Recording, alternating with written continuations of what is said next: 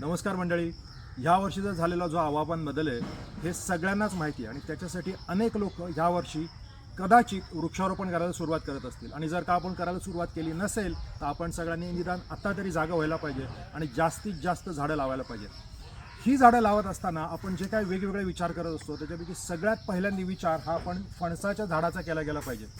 फणसाचं जे झाड आहे त्याच्यापासून म्हणजे नॉट ओन्ली ते फक्त मोठं वृक्ष आहे, त्याच्यापासून खूप मोठ्या प्रमाणामध्ये बायोमास तयार होतो, ज्याच्यापासून आपल्या जमिनीची पोत सुधारते, गांडूळ जास्त वाढतात, किडे वाढतात आणि इतर वेगवेगळ्या गोष्टी वाढतात. त्याचबरोबर फणसाचं झाड आपल्याला खूप मोठ्या प्रमाणात फूड देतं.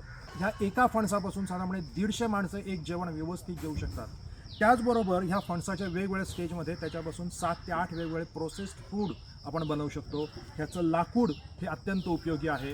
ह्याच्यापासून मिळणारं जे जंगलातलं फळ आहे त्याच्यापासून अनेक प्राणी अनेक पक्षी त्याच्यावरती जगतात, पक्षी याच्यावरती घरटी बनवतात. हे झाड जगायला अत्यंत सोपं आहे. त्याच्यामुळे मंडळी माझी तुम्हाला विनंती आहे, तुम्ही फणसाचं झाड जास्तीत जास्त लावा. तुमच्या सोसायटीमध्ये जागा असेल, तुमच्या शेतावरती पडीक जमिनीमध्ये जागा असेल, तुमच्याकडे जर का आजूबाजूला टेकड्यांवर तुम्ही जाणार असाल, रस्त्यांच्या बाजूला तुम्ही फणसाची झाडं जास्तीत जास्त लावायला पाहिजेत मंडळी. त्याच्यापासून सगळ्या गोष्टीचं, अख्ख्या आपल्या निसर्गाचं, आपल्या देशाचं खूप खूप भलं होऊ शकतं. धन्यवाद.